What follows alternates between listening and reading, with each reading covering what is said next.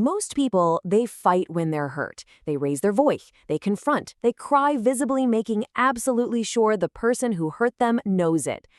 But you're not most people. For you, the reaction is entirely different, and it can feel incredibly isolating to just sit there and watch others demand a confrontation while you feel physically incapable of it. When something really hurts you, you go quiet. The words you so desperately wanted to say just evaporate. Your face becomes completely unreadable. And then, painfully, you watch the people around you get frustrated with your silence. They accuse you of shutting down, they call you emotionally unavailable, or maybe even immature. But I want to gently reframe this for you today. You aren't avoiding intimacy. You're actually doing something highly sophisticated. It's a deeply ingrained biological defense. In this explainer, we're going to explore the hidden neuroscience behind this silent defense. We're going to slowly unpack exactly why your nervous system shuts down when it's in pain. And my real hope here is that by the time we finish, you'll have a completely new, deeply compassionate relationship with your own silence. Let's start with Chapter 1, the body's oldest defense. The absolute most crucial thing we need to establish right out of the gate is that going quiet is not a conscious choice. A researcher named Dr. Stephen Porges developed what's known as Polyvagal theory, which identifies 3 primary states that our nervous systems operate in. And what he found completely changes how we need to view this freezing behavior. Now, we're all pretty familiar with the fight or flight response, right? Your adrenaline surges and you either confront the threat head-on or you escape it. But there is a third state, one that honestly most people have never even heard of. It is older than fight and it's older than flight. It's called the dorsal vagal shutdown. In this state, the strange, disconnected calm just kind of takes over. Your face goes flat, your body language collapses inward, and speech becomes genuinely, physically difficult. And this brings us to exactly what is happening inside your body. A dorsal vagal response is a protective biological state. When a threat feels simply too overwhelming to fight or to flee from, your nervous system does something quite remarkable. It just shuts down. I really want to reassure you right now. You aren't being difficult. You're not being manipulative or passive-aggressive. Your rational brain has literally gone offline. You simply cannot access the words.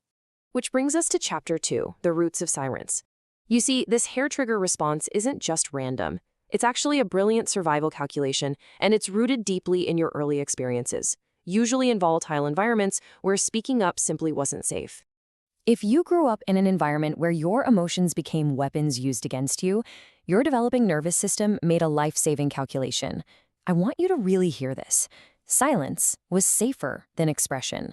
When speaking up only ever made things worse, silence became your shield. Think about those early environments for a second.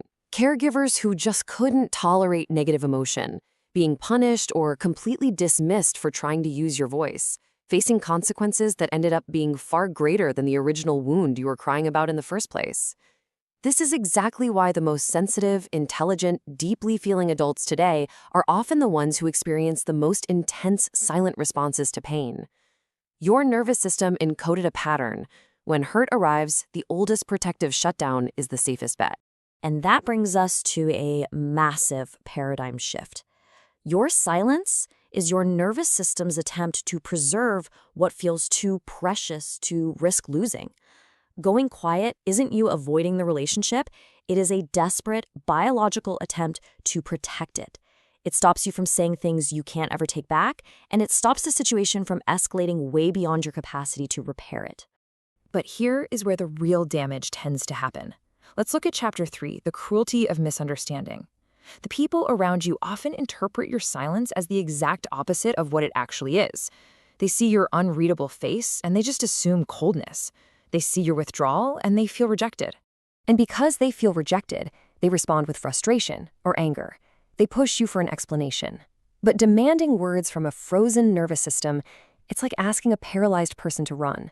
The incredible researcher Dr. Brené Brown notes that shame thrives in silence. But in this specific physiological state, silence isn't a choice. Added pressure is read by your nervous system as an additional threat, and that only deepens the shutdown. You end up like two people speaking entirely different languages. You're feeling everything. You just don't have access to the words. What looks like total indifference to others is actually the deepest possible engagement with your emotional wound. You care immensely. You just physically cannot speak. So how do we begin to change this? Let's move into Chapter 4, a gentler path forward. If you wish you could change this pattern, standard self-help advice usually tells you to just fight through it. But trying to override a biological freeze with sheer willpower is only going to make your nervous system lock down even harder. We have to be gentler. We can do this through a really grounded two-part approach. Step 1 is simply naming the shutdown. Telling a partner, I'm in shutdown right now, my system needs to come back online, gives them crucial context without forcing you into a full conversation. Step 2 is building tolerance slowly. It's about practicing tiny moments of expression in safe relationships to prove to your nervous system that staying connected won't lead to a disaster. It's about filing away new evidence that your voice is, in fact, safe. And as you do this slow, careful work, I really want you to remember this fundamental truth. You were never broken in the first place. You were simply protecting yourself with the absolute only tool your younger self had access to. You did exactly what you needed to do to survive. This brings us to Chapter 5, for the people who love them. I'm going to shift gears entirely for just a moment here. If you are sitting next to someone who goes quiet when they're hurt, or if you love someone who does, I am speaking directly to you now. I need you to truly absorb what your loved one is not doing right now. They aren't punishing you with their silence, they aren't playing some kind of game with you, and they certainly aren't withholding affection to manipulate you. Their nervous system is actively protecting them from a threat that their body is reading as totally overwhelming. Cornering them or demanding explanations in that moment, it's honestly the cruelest thing you can do. What they really need from you is space and the absolute assurance of safety. Just saying these simple words, take the time you need, I'm not going anywhere, is incredibly powerful. That reduction of threat is the exact mechanism needed to allow their dorsal vagal state to finally release. Love in this moment isn't about forcing them to communicate your way.